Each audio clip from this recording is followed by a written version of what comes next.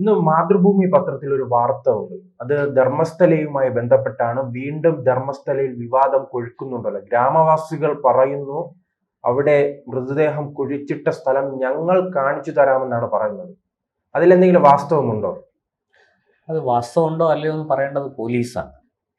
എന്തായാലും അവിടുത്തെ പ്രദേശവാസികൾ, ഒരു പ്രദേശവാസിയായ നാട്ടുകാർ, പ്രദേശവാസിയായ തുക്കാറാം ഗൗഡ എന്ന ഒരാളിൻ്റെ നേതൃത്വത്തിലാണ് ഇപ്പോൾ രംഗത്ത് വന്നിരിക്കുന്നത്. അതിൻ്റെ പുറകിൽ ഈ പറഞ്ഞതുപോലെ ഇനി ആരെങ്കിലും ഉണ്ടോ ഇല്ലയോ എന്നൊക്കെ അന്വേഷിച്ച് കണ്ടെത്തേണ്ടിയിരിക്കുന്നു. അതിലേക്ക് ഞാൻ വരാം. അവിടെയും ചില കാര്യങ്ങൾ പറയാനുണ്ട്. ഇതെന്തുകൊണ്ട് കേരളത്തിലെ ഒരു പത്രത്തിൽ, മലയാള പത്രത്തിൽ ഈ വാർത്ത എങ്ങനെ വന്നു? അതും ഒരു ചോദ്യമാണ്. അപ്പോൾ ആരോ കേരളത്തിലും ഇതിൻ്റെ ചരട് ഉണ്ട്, ആരോ ഇവിടെ ഇരുന്ന് ചരട് വലിക്കുന്നുണ്ടെന്നുള്ളത് വ്യക്തമാണ്. എന്തായാലും ഒരു കാര്യം സത്യമാണ്, ഈ സംഭവവുമായി ബന്ധപ്പെട്ട് ഇപ്പോൾ നാട്ടുകാർ രംഗത്ത് വന്നിട്ടുണ്ട്. ഞങ്ങൾ മൃതദേഹങ്ങൾ കുഴിച്ചിട്ട സ്ഥലങ്ങൾ കാണിച്ചു തരാം. അത് ഈ പ്രദേശവാസിയായ തുക്കാറാം ഗൗഡയുടെ നേതൃത്വത്തിലാണ് കത്തെഴുതിയിരിക്കുക. അന്വേഷണ സംഘത്തിനും മറ്റു മുതിർന്ന ഉദ്യോഗസ്ഥർക്കും ഒക്കെ കത്തെഴുതിയിട്ടുണ്ട്. ഈ ചിന്നയ്യയെ, അതായത് മൃതദേഹങ്ങൾ കുഴിച്ചിട്ട ശുചീകരണ തൊഴിലാളിയായ ചിന്നയ്യയെ ഞങ്ങൾക്ക് വർഷങ്ങളായിട്ട് അറിയാം. ഇയാൾ മൃതദേഹമായിട്ട് പോകുന്നത് ഞങ്ങൾ കണ്ടിട്ടുണ്ട്. അത് കുഴിച്ചിട്ട സ്ഥലങ്ങൾ ഞങ്ങൾക്ക് അറിയാം. ചിന്നയ്യ പറയുന്നത് ഞാൻ ആരും കാണാതെ ഒളിച്ചിട്ടു വന്നാണ്. ഞാൻ അതിലേക്ക് വരാം. പരസ്പര വിരുദ്ധമാണ് കാര്യങ്ങളൊക്കെ. അപ്പൊ എന്തായാലും ഇപ്പൊ ഗ്രാമവാസികൾ ഇങ്ങനെ, എന്നിട്ടും അവർ പറയുന്നു ഞങ്ങൾ പലരും ഭയപ്പെട്ടാണ് ജീവിക്കുന്നത്, ഇവിടെ നിവൃത്തിയില്ല, വല്ലതും മിണ്ടിപ്പോയാൽ ഞങ്ങളെ തട്ടും. ഇപ്പൊ ഈ കത്തെഴുതിയിട്ട് ആരും തട്ടിയില്ല ഇതുവരെ, ഇപ്പോഴും എല്ലാവരും ജീവനോടെ ഉണ്ട്. അപ്പൊ ഇങ്ങനത്തെ വളരെ ഒരു തരത്തിലും നമ്മുടെ യുക്തിക്ക് ദഹിക്കാത്ത കാര്യങ്ങളാണ് ഇവർ പറഞ്ഞുകൊണ്ടിരിക്കുന്നത്. അപ്പൊ അതിനിടയ്ക്ക് ഇപ്പൊ ഈ അന്വേഷണ സംഘം ചില കാര്യങ്ങൾ പറയുന്നുണ്ട്. ഈ ധർമ്മസ്ഥല വിവാദത്തിന് പുറകിൽ റിയൽ എസ്റ്റേറ്റ് മാഫിയാണ്. ആ പ്രദേശത്ത് സ്ഥലത്തിന് ഇപ്പോൾ നല്ല വിലയുണ്ട്. കാരണം വലിയൊരു തീർത്ഥാടന കേന്ദ്രമായി മാറി. അവിടെ ഈ ധർമ്മസ്ഥലയിലെ ഒരു കാര്യങ്ങളൊക്കെ നിയന്ത്രിക്കുന്ന ട്രസ്റ്റിന്റെ തലപ്പത്തിരിക്കുന്നത് ഈ ബി ജെ പിയുടെ വീരേന്ദ്ര ഹെഗ്ഡെ എന്ന് പറയുന്ന ജനപ്രതിനിധിയായ വ്യക്തിയാണ്. അപ്പൊ അദ്ദേഹത്തിന് വലിയ സ്വാധീനമുണ്ട് അവിടെ. അപ്പോൾ അദ്ദേഹം ഏതെങ്കിലും തരത്തിൽ കുറ്റം ചെയ്തിട്ടുണ്ടോ ഇല്ലയോ എന്നൊന്നും നമുക്കിപ്പോൾ പറയാൻ സാധിക്കില്ല. പക്ഷെ അന്വേഷണ സംഘം പറയുന്നു ഇത് വളരെ കൃത്യമായിട്ട് ഈ റിയൽ എസ്റ്റേറ്റ് താല്പര്യം ഇതിൻ്റെ പുറകിലുണ്ട്. അത് ഈ വീരേന്ദ്ര ഹെഗ്ഡെയുമായിട്ട് അതിനെക്കുറിച്ചൊക്കെ ചില ചർച്ചകളും കാര്യങ്ങളും ഒക്കെ നടന്നു. ഈ ധർമ്മസ്ഥലയുമായി ബന്ധപ്പെട്ട്, ക്ഷേത്രവുമായി ബന്ധപ്പെട്ട കാര്യങ്ങളിൽ അദ്ദേഹം അതിനൊന്നും വഴങ്ങിയില്ല. അതിൻ്റെ ഒരു ചുരുക്കാണ് ഈ കേസ്. അവിടെ നിന്നാണ് ഈ കേസ് ആരംഭിക്കുന്നതെന്നാണ് അവർ പറയുന്നത്. എന്തായാലും ഇത് ഒരു വർഷം മുമ്പേ ഗൂഢാലോചന തുടങ്ങി. വളരെ കൃത്യമായിട്ട് പല തലങ്ങളിൽ ഈ ഗൂഢാലോചന നടന്നു, പല സ്ഥലത്ത് നടന്നു. എന്നിട്ടാണ് ചിന്നയ്യയെ കൊണ്ടുവരുന്നത്. ഈ വീരേന്ദ്ര ഹെഗ്ഡെയുടെ കുടുംബവുമായിട്ട് ശത്രുതയുള്ള ചില ആൾക്കാരാണ് ഇതിൻ്റെ പുറകിൽ പ്രവർത്തിച്ചത് തുടക്കം മുതൽ. ഇതാണ് അന്വേഷണ സംഘം പറയുന്ന വിവരം. ഈ നേരത്തെ പറഞ്ഞിരുന്നത് നമ്മുടെ കേരളത്തിൽ നിന്നുള്ള ഒരു യൂട്യൂബർ ഉണ്ടല്ലോ, ലോറി ഉടമ മനാഫ്, അവരുൾപ്പെടെ പറഞ്ഞിരുന്നത് ഈ ക്ഷേത്ര അധികൃതരുടെ നിർദ്ദേശം അനുസരിച്ചാണ് ചിന്നയ്യ, ഈ ശുചീകരണ തൊഴിലാളി, മൃതദേഹങ്ങൾ കുഴിച്ചിട്ടത്, സ്ത്രീകളുടെയും കുട്ടികളുടെയും അടക്കം മൃതദേഹങ്ങൾ കുഴിച്ചിട്ടത് എന്നാണ് ഇവർ തുടക്കം മുതൽ പറഞ്ഞുകൊണ്ടിരിക്കുന്നത്. എന്തായാലും അങ്ങനെ ഈ ഒരു വർഷം മുമ്പ് ഇവർ ഈ ഗൂഢാലോചന നടത്തി ഒരു ആക്ഷൻ കൗൺസിലൊക്കെ ഉണ്ടാക്കാൻ വേണ്ടുന്ന മുന്നൊരുക്കങ്ങളൊക്കെ നടത്തി. ആ മുന്നൊരുക്കങ്ങളൊക്കെ നടത്തി വളരെ കൃത്യമായിട്ട് മുന്നോട്ട് പോയി. എന്നിട്ട് ഈ മൃതദേഹങ്ങൾ കുഴിച്ചിട്ടു എന്ന് പറയുന്ന സ്ഥലത്ത് ചിന്നയ്യയെ കൊണ്ട് തന്നെ അതിരഹസ്യമായിട്ട് ഇവര് ചെടികൾ നട്ടുപിടിപ്പിച്ചു, തിരിച്ചറിയാൻ വേണ്ടിയിട്ട്. ഈ ചെടികളുടെ താഴെ അടിയിൽ ഭൂമിയിൽ കുഴിച്ചിട്ട നിലയിലാണ് മൃതദേഹം എന്നാണ്. ഇത് ഈ ആക്ഷൻ കൗൺസിലൊക്കെ രൂപീകരിച്ച് ഇത് വലിയ പ്രശ്നമാക്കി മുന്നോട്ട് കൊണ്ടുപോയി കഴിഞ്ഞ് ഈ പറഞ്ഞതുപോലെ അന്വേഷണ സംഘം കുഴിച്ചിട്ടും മൃതദേഹങ്ങൾ കിട്ടുന്നില്ല.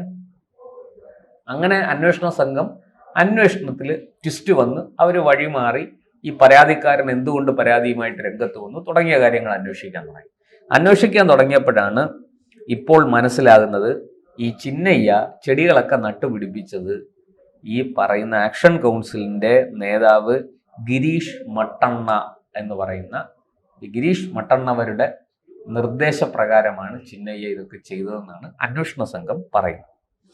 അതുപോലെ ഈ വ്ളോഗർമാരെ ഉപയോഗിച്ച് ഇതിന് പ്രചാരം കൊടുക്കുക, അതിന് വലിയ രീതിയിൽ ഈ എന്താ പറയുക ജനങ്ങളെ അണിനിരത്താൻ, ഒരു പ്രക്ഷോഭത്തിലേക്ക് പോകാൻ ജനങ്ങളെ അണിനിരത്താനായിട്ട് അവരിലേക്ക് ഈ പ്രചാരണം എത്തിക്കണം. അതിന് ഈ വ്ളോഗർമാർക്ക്, യൂട്യൂബർമാർക്കൊക്കെ അത്യാവശ്യം പണമൊക്കെ കൊടുത്ത് അവരെ ഈ പറഞ്ഞ വിഷയങ്ങളുമായിട്ട് ബന്ധിപ്പിച്ചു. ആരാ? ഈ ഗിരീഷ് മട്ടണ്ണവർ എന്ന് പറയുന്ന ആക്ഷൻ കൗൺസിലിന്റെ നേതാവിനെ കൂടാതെ മറ്റൊരാളും കൂടെ ഉണ്ട്. അത് മഹേഷ് ഷെട്ടി. അദ്ദേഹത്തിന്റെ മുഴുവൻ പേര് മഹേഷ് ഷെട്ടി തിമറോഡി എന്നാണ്. ഇവർക്ക് രണ്ടുപേർക്കുമെതിരെ പോലീസ് ഇപ്പോൾ കേസെടുത്തിട്ടുണ്ട്. അത് ഈ ചിന്നയ്യയുടെ മൊഴി പ്രകാരമാണ് കേസെടുത്തിരിക്കുന്നത്. ഇതിൽ നിന്ന് നമുക്ക് ഒരു കാര്യം മനസ്സിലാവും, എങ്ങനെ മനാഫ് അവിടെ എത്തി എന്നുള്ളത് മനസ്സിലായി. മനാഫ് വഴി അപ്പൊ ഈ ഗ്രാമവാസികൾക്കിടയിൽ ചിന്നയ്യ അറിയാം, ചിന്നയ്യ മൃതദേഹം കുഴിച്ചിടുന്നത് കണ്ടതായി അവകാശപ്പെടുന്ന ഈ ഗ്രാമവാസികൾക്ക് പുറകിലും ഈ സംഘമായിരിക്കുമല്ലോ. അപ്പോൾ അത് സംശയിക്കേണ്ടിയിരിക്കുന്നു. നമുക്കിപ്പോൾ ഉറപ്പിച്ചു പറയാൻ പറ്റില്ല. അന്വേഷണ സംഘമാണ് അത് പറയേണ്ടത്. അവര് ഈ വിഷയം ഇപ്പൊ ഇവര് കത്ത് എഴുതി, കത്തൊക്കെ അവിടെ കിട്ടി, അത് പുറത്തു വന്നിട്ടുണ്ട്. ശരി, നിങ്ങൾ വരൂ, തെളിവ് തരൂ, നമുക്ക് നോക്കാം. കാരണം ഇവർ പറയുന്ന സ്ഥലത്ത് ഇവർക്ക് ഒരാൾ വന്ന് പറയാണ് മൃതദേഹം ഇതിൻ്റെ അടുത്ത് കുഴിച്ചിട്ടുണ്ടെന്ന് പറഞ്ഞാൽ പോലീസിന് അത് മാന്തി നോക്കുക. മജിസ്ട്രേറ്റിന്റെ കൂടെ സാന്നിധ്യത്തിൽ തഹസീൽദാറും ഒക്കെ വന്ന് അത് മാന്തി നോക്കി, മണ്ണ് മാന്തി നോക്കി മൃതദേഹം ഉണ്ടെങ്കിൽ അത് പുറത്തെടുക്കുക എന്നുള്ളതാണ് നടപടിക്രമം. അപ്പോൾ അവരതിന് തയ്യാറാണ്. അന്വേഷണ സംഘം ഇപ്പോഴും അതിന് തയ്യാറാണ്. അപ്പൊ ഇവരിപ്പോൾ കത്തൊക്കെ എഴുതി രംഗത്ത് വന്നിട്ടുണ്ട്. പക്ഷെ പഴയതുപോലെ ചിന്നയ്യ പറഞ്ഞതും കേട്ട് ചാടി കയറി JCBയും കൂന്താലിയും ഒക്കെ എടുത്ത് ഇറങ്ങുന്നതിന് പകരം ഈ ഇപ്പൊ കത്തെഴുതിയിരിക്കുന്ന ആൾക്കാരുടെ പശ്ചാത്തലം കൂടി അന്വേഷണ സംഘം പരിശോധിക്കാൻ തയ്യാറായിട്ടുണ്ട്. അത് ഏത് തരത്തിലൊക്കെ ആണ് എന്നുള്ളത് അന്വേഷണം കഴിഞ്ഞാലേ പറയാൻ പറ്റുള്ളൂ. അത് അന്വേഷണ സംഘമാണ് അതിനെ സംബന്ധിക്കുന്ന വിവരങ്ങൾ മാധ്യമങ്ങൾക്ക് കൈമാറേണ്ടത്. എന്തായാലും അവർ ഇപ്പോൾ ഈ പറഞ്ഞതുപോലെ അന്വേഷണവുമായിട്ട് മുന്നോട്ട് പോകുന്നുണ്ട്. ഈ 100% ഈ വീരേന്ദ്രകുമാർ ഹെഗ്ഡേക്ക് ക്ലീൻ ചിറ്റ് കൊടുത്തിട്ടില്ല. ഈ പറയുന്ന ഇവരുടെ ആക്ഷേപങ്ങളും ആരോപണങ്ങളും ഒക്കെ മുഖവിലേക്ക് എടുക്കുന്നു. ഒരു എപ്പോഴും ഇൻവെസ്റ്റിഗേഷൻ ടീമിന് അങ്ങനെ ചെയ്യാൻ പറ്റുള്ളൂ. അല്ലാതെ അവര് ഒരു മുൻവിധി ഇയാൾ നിരപരാധിയാണ് അല്ലെങ്കിൽ ഇയാൾ അപരാധിയാണ്, ഇയാൾ കുറ്റവാളിയാണ് എന്നൊരു മുൻവിധിയോടെ അല്ലല്ലോ കേസ് അന്വേഷിക്കേണ്ടത്. അങ്ങനെ ഒരു മുൻവിധി ഇല്ലാതെ സത്യസന്ധമായിട്ട് അവർ കേസ് അന്വേഷിക്കുന്നു.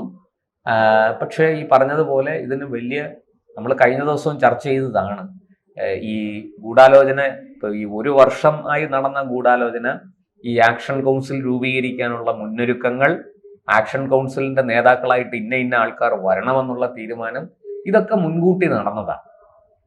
അങ്ങനെ മുൻകൂട്ടി നടന്നപ്പോൾ ഈ വെറും റിയൽ എസ്റ്റേറ്റ് കച്ചവടം മാത്രമല്ല, ഈ ധർമ്മസ്ഥലയെ പരിപൂർണമായിട്ട് നശിപ്പിച്ച് അതിനെ മുതലെടുക്കാനുള്ള ശ്രമങ്ങളും അവിടെ നടന്നു. അത് എവിടെ നിന്നാണ്? അതിന് ചില വിദേശ ബന്ധങ്ങൾ ഉണ്ടെന്നാണ് BJP ആരോപിക്കുന്നത്. വിദേശത്തുനിന്ന് പണം വന്നു എന്നും അവർ ആരോപിക്കുന്നുണ്ട് ഈ കാര്യങ്ങളൊക്കെ ചെയ്യാൻ. പക്ഷെ ഇവർക്ക് വിചാരിച്ചതുപോലെ അത് വിജയിപ്പിക്കാൻ പറ്റിയില്ല. അവരുടെ ഗൂഢാലോചന വിജയിച്ചില്ല. കാരണം ഒന്ന്, സോഷ്യൽ മീഡിയ വളരെ ശക്തമായിരുന്നതുകൊണ്ടും ഈ പോലീസ് പ്രഥമ ദൃഷ്ടിയാൽ കേസ് അന്വേഷണം ആരംഭിച്ച് മുന്നോട്ട് പോയി. ഇയാൾ പറഞ്ഞ സ്ഥലമെല്ലാം കുഴിച്ചെങ്കിലും ഒരിടത്തൊന്നും മൃതദേഹം കിട്ടിയില്ല. അവിടെ 2 മൃതദേഹങ്ങൾ കിട്ടി. അത് സ്ത്രീകളുടേതല്ല എന്ന നിഗമനത്തിലാണ് ഫോറൻസിക് നിൽക്കുന്നത്. അതുപോലെ ചിന്നയ്യ ഒരു തലയോട്ടി കൊണ്ടുവന്നു, ഒരു സ്ത്രീയുടേതാണെന്ന് പറഞ്ഞാണ് ആ തലയോട്ടി കൊണ്ടുവന്നത്. പക്ഷെ ആ തലയോട്ടി പുരുഷൻ്റേതാണെന്ന് ഫോറൻസിക് പരിശോധനയിൽ തെളിഞ്ഞു. ഇങ്ങനെ കോൺട്രഡിക്ഷൻസ് വന്നപ്പോൾ, പരസ്പര വിരുദ്ധമായ കാര്യങ്ങൾ വന്നപ്പോഴാണ് അന്വേഷണ സംഘം അന്വേഷണത്തിൽ ഒരു ട്വിസ്റ്റ് വരുത്തി ഈ പറഞ്ഞ പരാതിക്കാരുടെയും ചിന്നയ്യയുടെയും പശ്ചാത്തലം അന്വേഷിക്കാൻ തുടങ്ങിയത്. അപ്പോഴാണ് ഇത് കൂടുതൽ ആഴങ്ങളിലേക്ക് പോവുകയും വിദേശ ഫണ്ടിങ് ഉണ്ടോ എന്നുള്ള സംശയം ഉയരുകയും ഒക്കെ ചെയ്തത്. എന്തായാലും ഇപ്പൊ ഈ തുക്കാറാം ഗൗഡയെ കുറിച്ചും ഈ ഗിരീഷ് മട്ടണ്ണവരെ കുറിച്ചും അതുപോലെ തന്നെ മഹേഷ് ഷെട്ടി തിമറോഡിക്കെതിരെയും കൃത്യമായ ഒരു അന്വേഷണം പോലീസ് ആരംഭിച്ചിട്ടുണ്ട്. അത് വളരെ എന്താ പറയുക, വൈകാതെ തന്നെ അതിൻ്റെ വിവരങ്ങൾ നമുക്ക് ലഭിക്കും. അങ്ങനെ ആ വിവരങ്ങൾ പുറത്തു വന്നതിന് ശേഷം മാത്രമേ പോലീസ് കൂടുതൽ നടപടികളിലേക്ക് പോവുള്ളൂ. ഇവർ പറയുന്നതിൽ കഴമ്പുണ്ടെങ്കിൽ പോലീസ് അത് ആ രീതിക്ക് മുന്നോട്ട് പോകും. മറിച്ച് ഇവർ പറയുന്നതിൽ കഴമ്പില്ല, ഇവരുടെ പശ്ചാത്തലം ദുരൂഹമാണ്, അതിനകത്ത് സംശയിക്കത്തക്ക പല കാര്യങ്ങളും ഉണ്ട് എന്ന് വന്നാൽ പോലീസ് ആ വഴിക്ക് അന്വേഷിക്കും. എന്തായാലും BJP ആവശ്യപ്പെട്ടതുപോലെ ഇത് NIA-യോ മറ്റോ അന്വേഷിക്കുന്നതായിരിക്കും നല്ലത് എന്ന് തോന്നുന്നു. എന്തായാലും കേരളത്തിലെ മാധ്യമങ്ങൾക്കും മനാഫിനും ഈ കാര്യത്തിൽ വലിയ ഉത്സാഹമുണ്ട്. കാരണം ധർമ്മസ്ഥലയെ തകർക്കാനുള്ള ഒരു പരിശ്രമത്തിന്റെ ഭാഗമായിട്ട് ഇവരൊക്കെ പ്രവർത്തിക്കുകയാണോ എന്ന സംശയവും ഉയർന്നിട്ടുണ്ട്.